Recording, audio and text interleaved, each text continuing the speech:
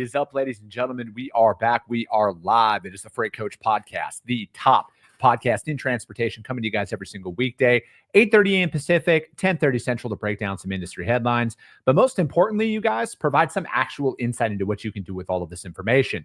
If this is your first time tuning in, welcome. This is the real side of freight, ladies and gentlemen. And I do say that before every single show. And what I mean by that is I only speak with transportation professionals, because at the end of the day, you guys, I want to talk to the right individuals who have done what you're looking to do or who are currently doing what you're trying to achieve. So you can take that information, apply it, utilize it, and see a meaningful difference in your business and your life. Happy Wednesday, everybody. I got a very special guest for you guys here today. I'm going to bring him up in a second, but I do got to put these little announcements out there. We drop a weekly newsletter, you guys. It just dropped this morning. It's all freight focused at the end of the day. If you want to go to thefreightcoach.com, which is just right at the bottom of the screen here, go to thefreightcoach.com. It will prompt you to register. I'm not going to sell and auto sign you up for my stuff. I just don't believe in it fundamentally. If you want to do that, cool. But like at the end of the day, I want to earn that stuff. So if you want to get a part of that, you guys, it drops every Wednesday. It's all about freight. Talk about the industry, rates, all of that stuff in there. So check that out. And speaking of getting to the point on getting rates, you guys, how do you sell, right? Like it's every day I scroll on social media. There's two camps out there. There's the just get in there and start making dials. And then there's the, if you're not training your people, you're missing out on an opportunity. But then there's no substance behind that, right? Like it's very easy to sit there and point out the high level. You need to train your people. All right, well, how do I train my people? And there's nothing that comes behind that. And we're going to talk about that today, you guys. So I have my good friend Sean Lyden back on the show. Sean, it's been a while, man, and I appreciate you taking the time to join me today to talk about sales systems. Chris, thank you so much for having me. It's always a blast jamming with you, my friend. No, dude, it is. And it's like, because we really connect on like systemizing your day and the processes, because it's one of those things, man, where I, for so long, I thought that I could just kind of free ride throughout my days and just kind of show up and do stuff when I felt like. And, and this is, you guys, I'm 39 years old. This is a realization I had probably about a year and a half ago in my life. And I'm not afraid to admit it. Like I got to follow a system, because you follow a system, whether you want to admit it or not. But I was like, I had to follow a system that I could actually move my business forward, not follow a system when I felt like doing it. And, so just kind of like a brief kind of like recap, Sean, what is it that you do out there? You've been in sales, you have a business around sales, systemizing and all of that. So go ahead and tell people about that. Yeah, I'm a former commercial truck sales rep, and now I'm a founder. But it was during that time that when I joined that dealer about 20 years ago, I had zero sales experience. Mm-hmm. And within 3 years in the business, I was ranked among the top 25 in the country in medium duty truck sales. And it's not because I'm some outgoing extrovert. I'm actually an introvert. Yeah. But I happened to land at a dealer that was fantastic at sales systems. It was fantastic at training, and it had a fantastic sales culture. To give you an idea of what that was like, it was, if any of the other sales reps used high pressure tactics or things like that out there, it wouldn't be the sales managers pulling them aside. It'd be one of us as peers pulling that person aside and say, hey, look, that's not how we do things here. Mm-hmm. So that was a powerful experience. And then I've built from that experience in my company right now. It's systematic selling. And what we do is provide sales systems, coaching, and training for growth-minded founders and their sales teams looking to scale their sales without the chaos. Yeah. And it's that aspect of without the chaos where systems come in. Yeah. And, so speaking of the chaos, like what is the chaos that you're describing there? Because I, from my seat, the chaos comes in when you only do the stuff when you feel like doing it. Yeah. And then you sit up in 90 days and you're like, why are none of my leads converting? Nobody's answering the phone and stuff like that. So what is that chaos?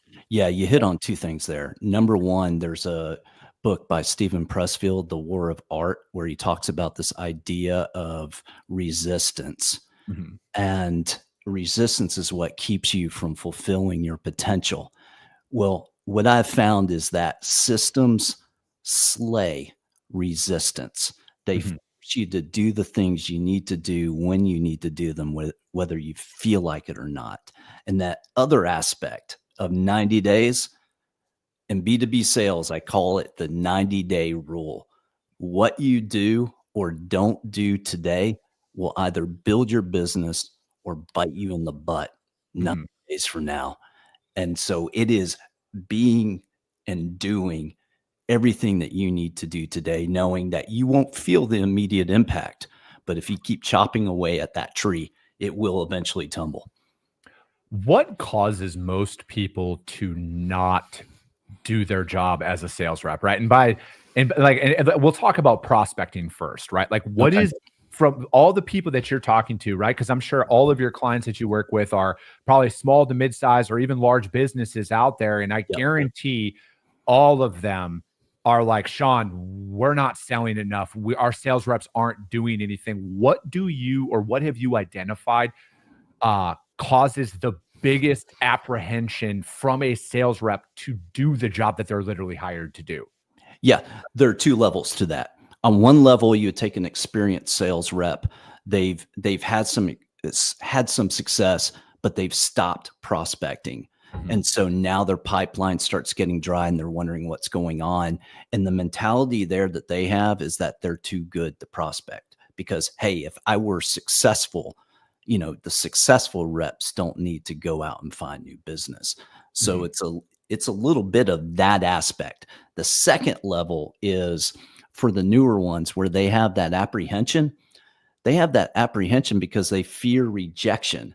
They Mhm. fear rejection because they're looking at prospecting wrong. The Mhm. way that I teach clients to think about prospecting is that you're shopping for customers, Mhm. not the other way around. Mhm. And so you think of prospecting the way that you would shop for, like, I love cars. So Yeah. I could sit all day and look for prospects of cars that I would want to buy, or homes, or jewelry, or Mhm. clothes, whatever it is that lights your fire that you shop for. That's the way that I drill down and teach people from a mindset aspect of how to approach prospecting is to look at, hey, you're shopping for customers. And Yeah. that shifts that power dynamic and gets over that reluctance.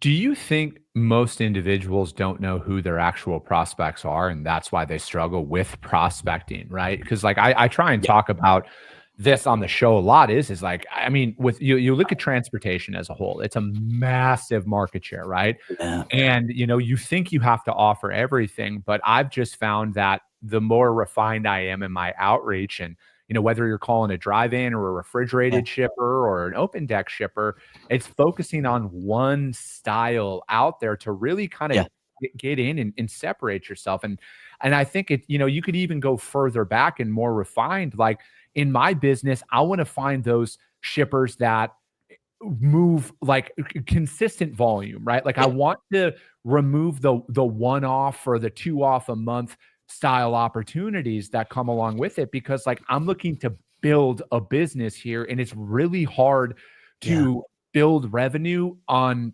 inconsistent revenue. Yes.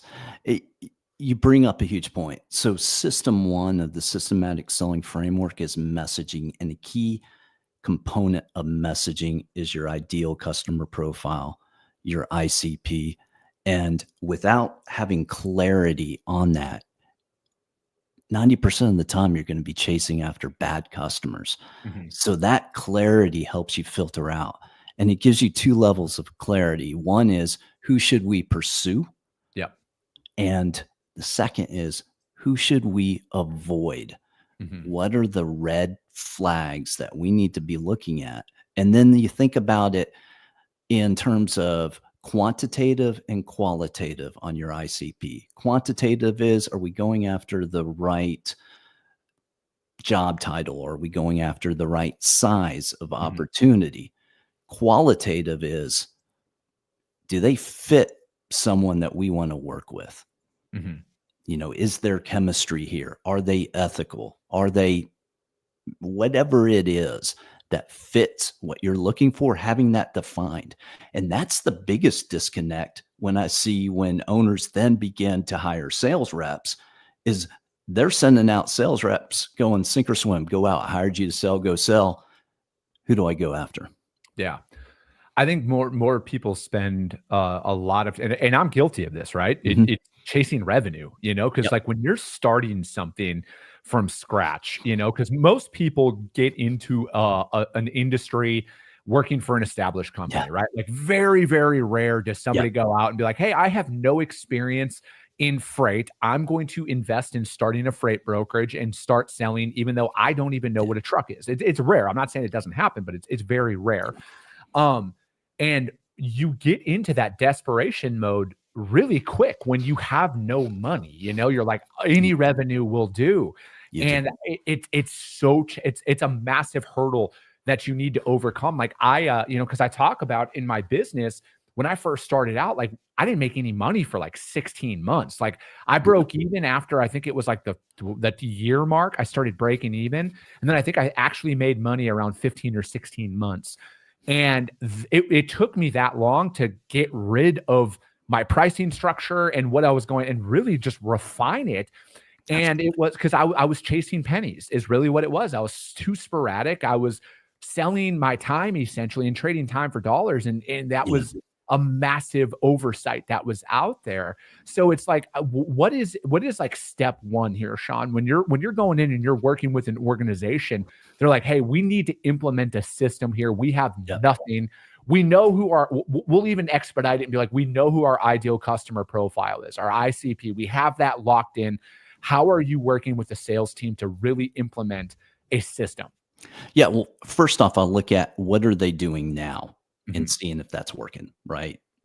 Is this process working? Awesome. Let's do more of it. Where are the vulnerabilities? Let's shore that up. But specifically in this instance, you go, okay, how are you currently reaching out to these folks? You know who they are. How are you getting in front of them? How are you making them aware that you exist? They may go, hey, we're cold calling. We're cold emailing. We're DMing them on LinkedIn. We get them coming in inbound from SEO. So step one is to go, okay, where are you doing it? And now let's look at the effectiveness of it. How is your cold calling working? What are the stats around that? I don't care about open rates on your emails. What are your reply rates and what types of replies are you getting? What is the messaging that you're using? So you drill down based on the performance of what they're doing to see where the opportunities for improvement might be. Mm-hmm. It's, because like I think that with where we are with technology and opportunities, like you don't just need to cold call anymore or door knock. You can utilize email, you can utilize DMs and social media and social selling and creating content and all of that stuff. So, from my perspective, it's like, I think I just believe you got to just choose one method and really go with that. I'm a fan of cold calling because now it seems like nobody's doing it. It seems like more people than not. And if they are calling, they're rushing to the sale at that point. Yep. I agree with you to a sense, right? There needs to be a tip of the spear mode of making that initial contact. I think of every relationship in sales being on a trust continuum from 0 to 10. 0, I don't know you, I don't trust you, to 10, they are raving fans and they will beg to buy whatever you're willing to sell them. The initial outreach, that cold call takes it from a 0 to 1. Then I would think of what are the tools that can advance them from a 1 to a 3 or a 4, where they're ready to give you that opportunity to bid on that piece of freight. So that's where I see LinkedIn, connect requesting with folks, no note on LinkedIn, sending them a thank you DM when they accept your request, and then cultivating that relationship by engaging on their content and so forth, while continuing with your cold calls. Mm-hmm. So it's a mixture of tools, but choosing one that will be the tip of the spear. In my business, so we're in two different businesses right now. Yeah. When I was selling trucks, I was in a similar business as you. I call that an incumbent type business. Someone is already buying what you're selling. They're just not buying from you yet. Mm-hmm. And in that way, cold calls are a great way of doing it, or cold emails can do it as well. I did a mixture of both. Now in my business, I'm in a discretionary business. They may or may not be using what I sell. So the way that I build my clientele and get those initial leads is I talk about that problem that my ICP deals with on LinkedIn. So I use LinkedIn and I use in-person networking as my tip of the spear. It all depends on the type of business that you're in and what is working to get those people from 0 to 1 onto your trust continuum. Yeah, I think that's kind of where I agree with that. I think that I'm out there when I'm cold calling and prospecting, for example, I am adding them on LinkedIn. As soon as I get the name of the person, I'm going to go in, I'm going to add them on LinkedIn. I'm not going to send a message with it or anything like that. But then my thing is if they connect with me, if they accept my connection request, and maybe they see the content, maybe they see the podcast, maybe they have some familiarity with it. And now, is this going to work for everybody? Absolutely not. But at the end of the day, I want them to recognize and get familiar with the name, because eventually when I get them on the phone, I just want a little bit of a comfort to be like, hey, man, I've kind of seen enough of your stuff on social media. I align with some of your posts, and they're not going to tell you that on the phone. But again, they're going to actually maybe give you 30 seconds. And I think it's also very important, Sean, and it's also a very overlooked step is understanding where you're at in the sales process, because I feel like the very first interaction with somebody, you should never, I like the term pitch slap. You should never just pitch slap them right away. For me, my entire strategy is, this is who we are. This is what we do. I'm really just calling to introduce ourselves, because anybody out there who's been selling in freight over these last 3 to 4 years understands how few and far between some of these opportunities have become. So it's like a lot of it is I want to position myself as a subject matter expert. That's the real thing. Like, hey, let's move this needle down that the trust sales. continuum. Exactly. Right. Yeah. And it's like, to me, it's like they're not going to trust you after the first time you call them, the second time, the third time, probably even the fourth time. Right. But eventually, I've been doing this long enough to know that in due time, something's going to happen and they're going to be like, who should we reach out to? And I want them to have a positive mindset on Chris Jolly, that they're going to be like, I want to reach out to that Chris guy because he's respected what we said.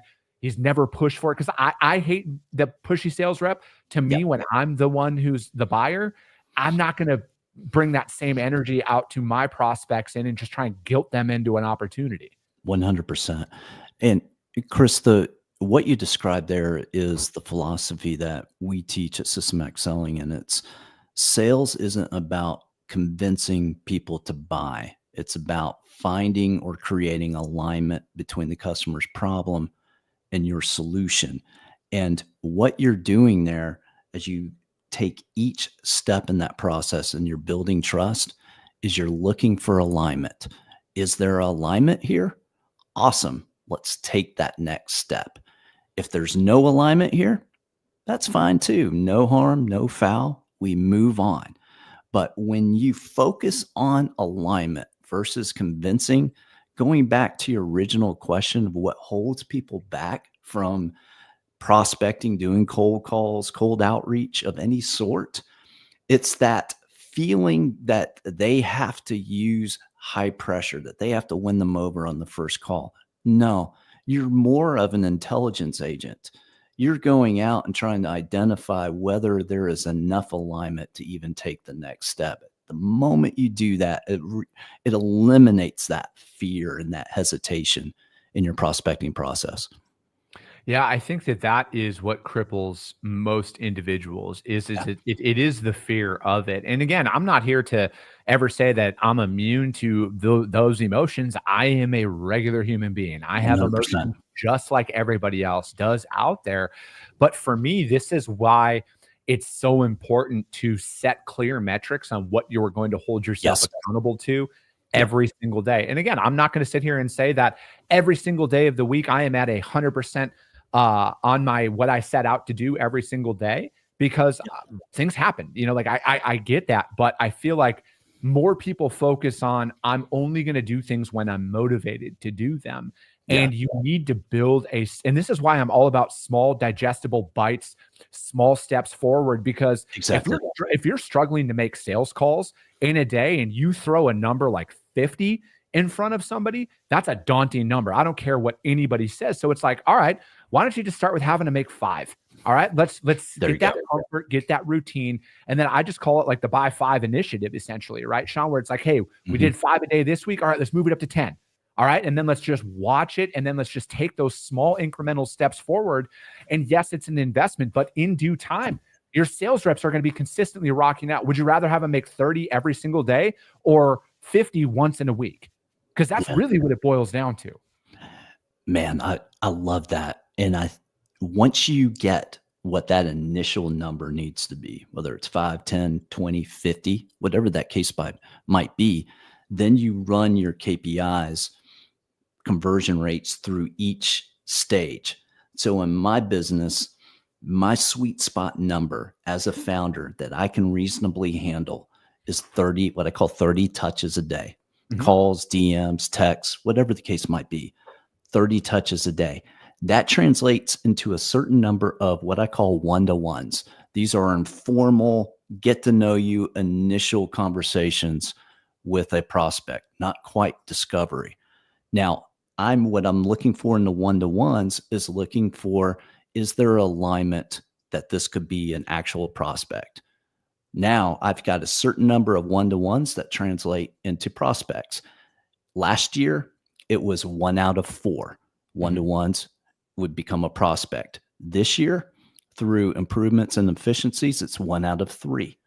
And so that number then tells me out of prospects, how many of those convert into discoveries, and then out of discoveries, how many of those convert into proposals, and then proposals to sales. All those numbers run down so you know exactly where you need to be. And my number, 30 touches a day, it's like clockwork. It's in my head. I know that's my tip of the spear. I do that. All my other numbers are going to take care of themselves. No, I think that's exactly how it's done. And it's, you need to set that and build up to that. And, and it's, because I think, and this is a way for you to avoid the, once you experience success, because you're going to experience success at some point, that keeps you going when you've got that consistent business coming in. Cause I think that's a whole other conversation that we could have is because that stifles a lot of people is like, hey, I landed a couple of accounts. I'm good now. I don't need to prospect as much, or all of a sudden the air quote busy work comes in. And, so it's like, I want to ask, like, if to a founder out there who's listening to this, or a sales leader out there who's listening to this, who is feeling overwhelmed about like just actually doing this every single day, what tips do you give people, Sean, to where it's like, you need to build this into your day? How do you advise that they build it in? Yeah. What I advise them to do beyond the time blocking aspect, meaning you carve out specific time as if it were a meeting on your calendar that this is what you're doing. Besides that, what I teach them to do is think about your prospecting in terms of a dial. So when you've got to, that dial's from a 0 to 10 that you turn it. And when things are slow, you can take that dial to a 7, 8, 9, or maybe even 10 in terms of what you can invest prospecting wise. Then as things get super busy, you dial that down a bit. So maybe in my case, instead of 30 touches a day, I dial that down to 20 or 15. In this case, you're dialing it to say a 3 or a 2. The important point here is never let that dial go to 0, because then the 90-day rule kicks in. And that 90-day rule of B2B sales is whatever you do or don't do today will either build your business or bite you in the butt. 90 days from now, protect yourself. never let that dial go to zero. Yeah. And that's one thing that, I mean, for me, it's like my power hour every day. I call it a power, and I got it from Jeb Blount books. And this is where it's a really good start for a lot of people. And, talks about that power hour. My power hour is between 10 and 11 o'clock Eastern time every single day. And I just come in and I get 30 dials in a day, and then, or 25, anywhere between 25 and 30 in that hour. And then I will finish my remaining calls after this show. And I break it down like that because it's like, I've just come to realize that most people, like, as the day progresses, they do not want to talk at all. They're already thinking about what's going on for dinner and stuff like that. And they're checked out. So it's like, I want to get in, I want to hit them early. And then I'm just more of a morning person at the end of the day, Sean, where, like, if I don't do stuff right away, I won't do it. It's also the reason why I get up early and go to the gym early. It's because if I don't, I won't. Yeah, you're factoring in your energy level. In fact, I would say that is the most important aspect of when you make those calls is when you're dialed in, because then you'll impact the energy level of whoever you contact. Yeah, and that's another very important point, right? Is it's like, man, if you're a morning person, structure your day around that and do all of that. And I also just believe in doing the things you don't want to do first. Like just ripping the Band-Aid off, and it just makes it more manageable. Because I think the one thing that is never discussed at depth, and maybe it has, and I just haven't seen it yet, is it's the human emotion factor that comes into it, right?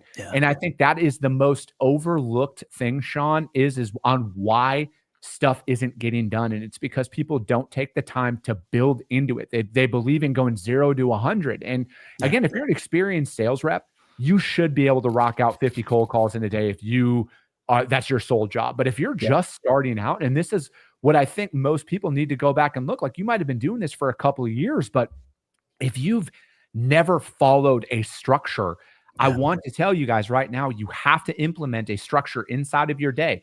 Start with 5, start with 10, choose a number that you look at and you're like, I'm going to rock that out. And then the measurable comes with how long it takes you to accomplish that, right? It might take you 2 hours to make 10 cold calls, right? It might, it does. And then you start to be like, all right, how do you scale that back? And then maybe when that 10 goes from 2 hours down to an hour, then you add 5 on. All right. And then you just build up from there and you follow that day in and day out. And again, it's building a system that you're going to follow, because more days than not, you will not feel like doing that. You will not. The last thing you want to do is pick up the phone and get told no. Yeah. Have you ever read the book Eat That Frog by Brian Tracy? I don't think so. Okay. That talks exactly about what you were speaking about when it comes to taking the things that, if you don't do them now, then you won't do them. The whole idea is, if I start the day eating my frogs, the things I absolutely don't want to eat, the rest of the day will just be making bank. Yeah. And that's the concept. A lot of times I will go, okay, what are the frogs I've been trying to avoid this morning? What frogs can I eat? Just to challenge myself to get those things out of the way, because it does not matter how long you've been doing this. I've been doing sales of some sort for 27 years. And I still, as Stephen Pressfield talks about in his book, I still deal with that resistance. Yeah. You got to fight it. It's like a daily battle every day. Exactly. We all do, right? I'll be the one to admit it as well. I have that daily battle as well. But once you rip that Band-Aid off or eat that frog that you're talking about, and you kind of get into it and you rock a couple out and you realize, like, hey, 99% of the time people are actually pretty cordial.